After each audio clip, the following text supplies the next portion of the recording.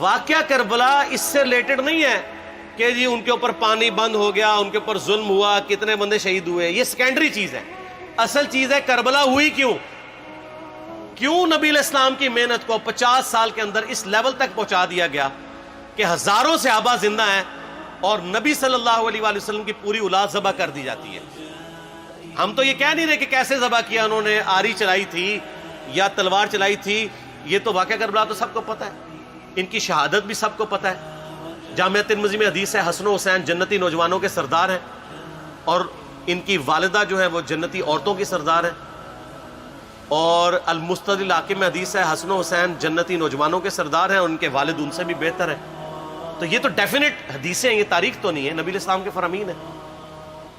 تو ان کی موجودگی میں ان کے ساتھ یہ کچھ کیا جائے تو ہم نٹی گریٹیز میں نہیں پڑھتے، ہم اس تھیم کے اوپر کہ یہ کون سی چیز تھی جس نے خلافت راشدہ کو ملوکیت میں بدل دیا، ہم اس تھیم کے اوپر بات کرتے ہیں. ہم کہتے ہیں چھوڑ دیں، بندے ہندے چھوڑیں. الٹیمیٹلی کیا نکلا ہے، کس کی وجہ سے ہوا ہے، وہ تو احادیث کی کتابوں میں موجود ہے. ہم کب کہہ رہے ہیں خفیہ کیمرے لگا گئے جی کس نے گولی پہلا تیر کس نے چلایا، یہ وہ ہم تو بتا رہے کس کے دور حکومت میں ہوا اور ان کا اپنا کردار کیا تھا، اس کو کس طریقے سے لا کے تخت پہ بٹھایا گیا. وہ ساری کی ساری چیزیں تو سامنے ہیں، وہ تاریخ کی کتابیں نہیں ہیں، حدیث کی کتابیں ہیں. اگر آپ کہتے ہیں کہ بخاری مسلم سے ہم نے صرف رفع الیدین کی حدیثیں لینی ہیں یا ایمانیات کی حدیثیں لینی ہیں اور باقی جو بخاری اور مسلم میں آل امیہ کی بدماشیوں کو ننگا کیا گیا ہے وہ ہم نے نہیں لینی ہے، تو سر پھر آپ اپنے آپ کو کلیئر کٹ، پھر ہم آپ سے واقعہ کربلا نہیں ڈسکس کریں گے، حجیت حدیث میں بات کریں گے. آپ کو اپنے آپ کو منکرین حدیث کہنا پڑے گا. یہ آپ اسکروٹنگ کیسے کریں گے؟ اس سے بڑی بات مجھے یہ بتائیں کہ عظمت صحابہ بڑی چیز ہے یا عظمت محمد رسول اللہ صلی اللہ علیہ وآلہ وسلم؟ تو بریلوی یہی تو رونا رو رہے ہیں، وہ کہہ رہے ہیں جی قرآن میں تھوڑی آیات ہیں. آپ پھر مڑ مڑ کے پڑھتے ہیں قل انما انا بشر مثلکم، اس میں تو نبی علیہ السلام کی تنقیص ہو رہی ہے. تو ہم ان کو کیا کہتے ہیں کہ تنقیص مقصد نہیں، نعوذ باللہ، نہ ہو رہی ہے. آپ افضل البشر ہیں لیکن آپ کی سپیشیز بشر ہے، یہ ہم اپنا عقیدہ سمجھتے ہیں، وہ اس کو تنقیص شمار کرتے ہیں. تو پھر اس وقت آپ بھی بریلویوں کی بات مان کے تو یہ آیات پڑھنا چھوڑ دیا کریں. آپ کہتے ہیں نہیں آیات ہے کیوں نہ بیان کریں، تو ہم بھی کہتے ہیں احادیث ہے کیوں نہ بیان کریں. کہ صحیح بخاری میں حدیث ہے 2812 عمار کو ایک باغی جماعت قتل کرے گی، وہ جماعت دوزخ کی طرف بلا رہی ہوگی اور عمار ان کو اللہ اور جنت کی طرف بلا رہا ہوگا.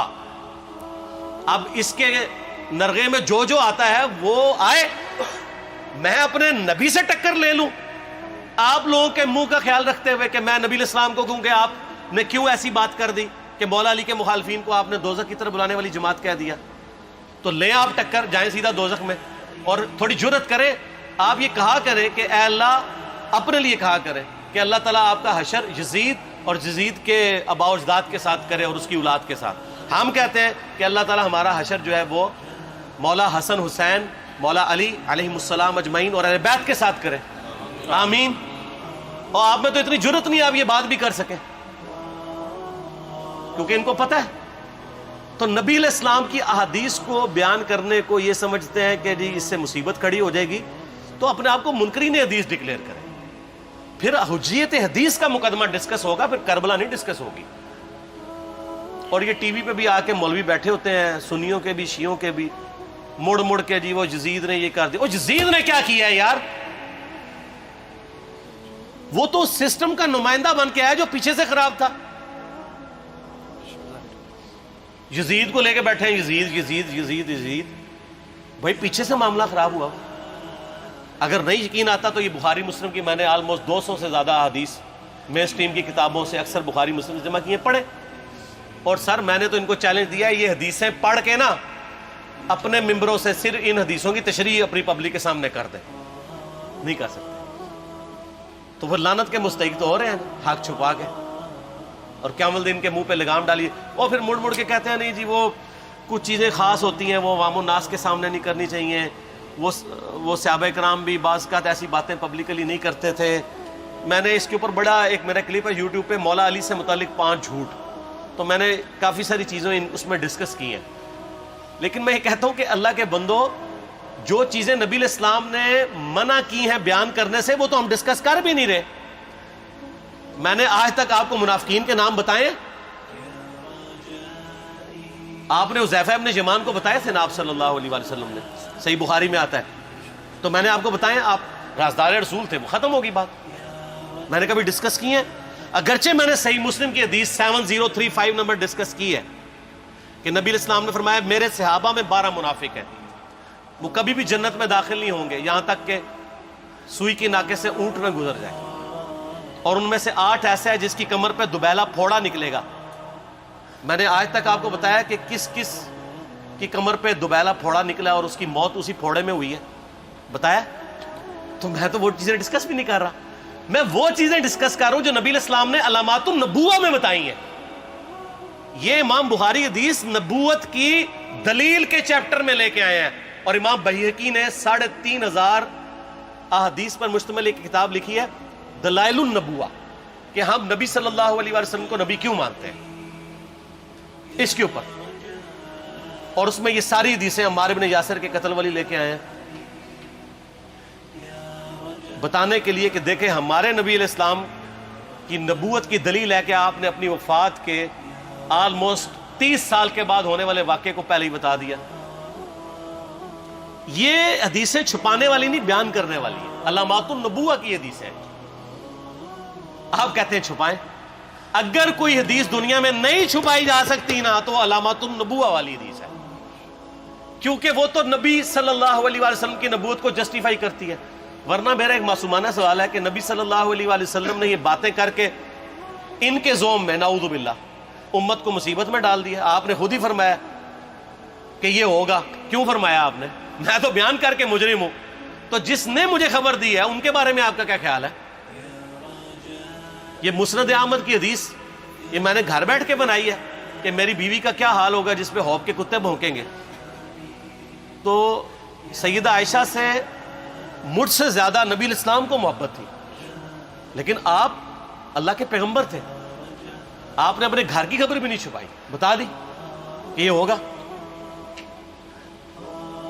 اور اس سے بڑھ کے آپ صحیح بخاری میں دیکھیں عمار ابن یاسر کا خطبہ ہے. میں نے یہ سارا, پریشان نہیں ہونا, یہ ریسرچ پیپر میں سارا کچھ موجود ہے, اور کوئی چیز بھی ایسی نہیں جو اس میں سکپ ہو. صحیح بخاری میں خطبہ ہے کہ عمار ابن یاسر کو مولا علی نے بھیجا کوفے میں. کوفے والے نیوٹرل ہو گئے تھے کیونکہ بصرہ سے سیدہ عائشہ آ رہی تھیں, اور وہاں پہ انہوں نے کہا نہ ہم سیدہ عائشہ کا ساتھ دیں گے نہ مولا علی کا دیں گے. تو عمار ابن یاسر کو تیار کرنے کے لیے, یعنی وہاں کے جو عوام تھی اس قتال کے لیے, مولا علی نے بھیجا.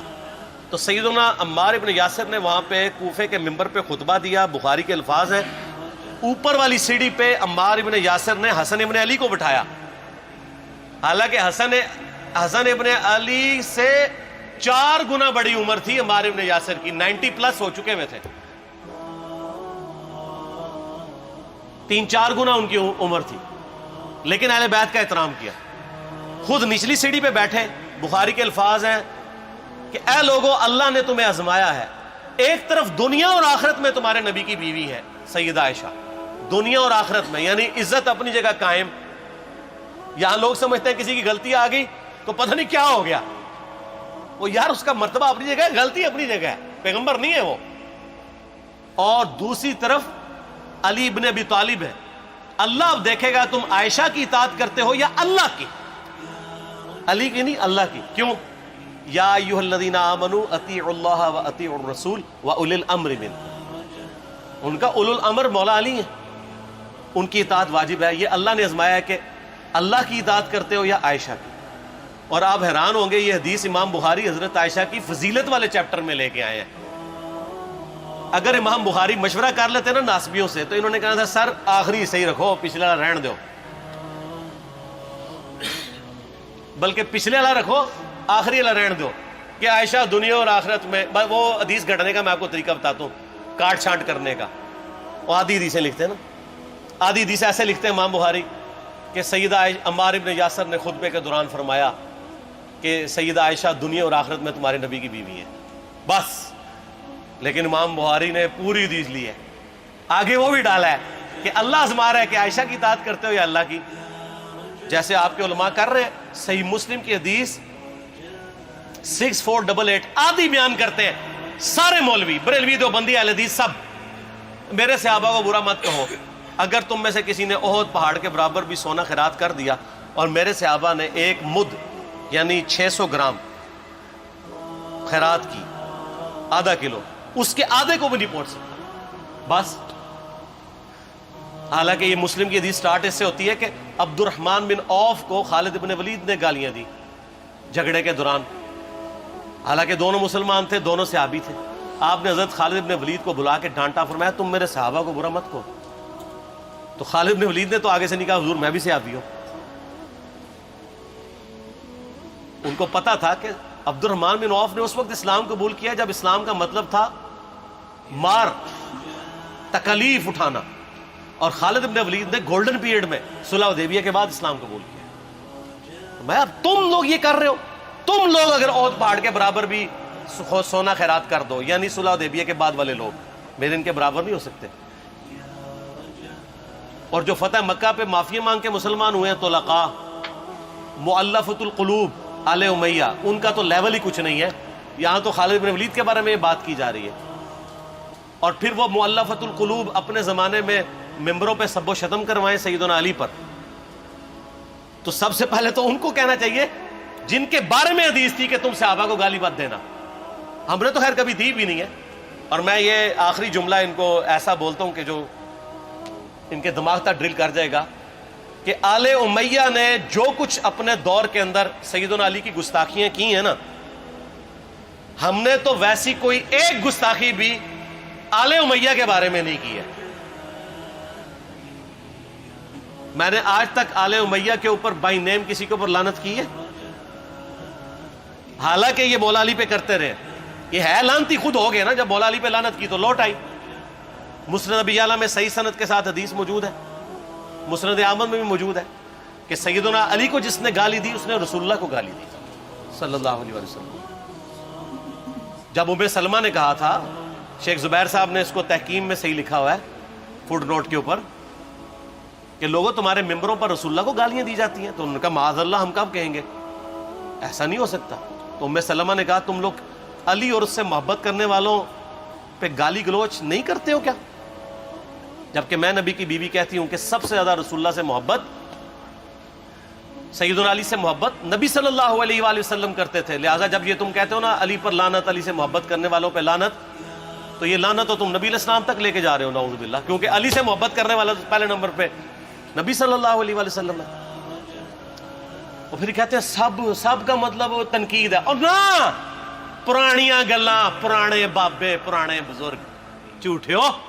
صحیح مسلم کھولو 6229 غدیر خم سے اگلی حدیث، لعن اللہ ابا التراب کے الفاظ ہیں، مٹی والے ابن ابی طالب پر لعنت، یہ الفاظ موجود ہیں. سب کا ترجمہ لعنت ہی ہے، تنقید نہیں ہے. اچھا پھر میرا معصومانہ سوال ہے کہ اس کا مطلب ہے صحابہ پہ تنقید کرنا اچھا کام ہے؟ کہیں گے نہیں. تو بتاؤ یہ برا کام کون کرتا تھا؟ شیعہ کا ابا کون ہے؟ رافضیوں کا ابا کون ہے؟ آل امیہ. تو لہذا شیعہ نو میں کہنا کہ تسی شیخین کے اوپر بکواس اور تبرہ کرنے کی بجائے نا اب لوگوں کو حقائق بتائیں کہ ٹوٹی کمند کہاں. یہ سب مجرمین آل امیہ ہے. اور یہ آل امیہ اور بنو ہاشم کی لڑائیاں نبی علیہ السلام کی بعثت سے پہلے چل رہی تھی، صدیوں سے چل رہی تھی. وہ تو پھر اللہ نے بنو ہاشم کو نبوت کے لیے چنا تو ان کو یہ پھر جیلسی ہضم نہیں ہوئی، وہ چیز آگے چلتی رہی. خیر چھوڑ دیں، ایک تلخ ٹاپک ہے. صلاۃ بر محمد و آل محمد، اللہم صلی علی محمد و علی آل محمد. ٹھیک ہو؟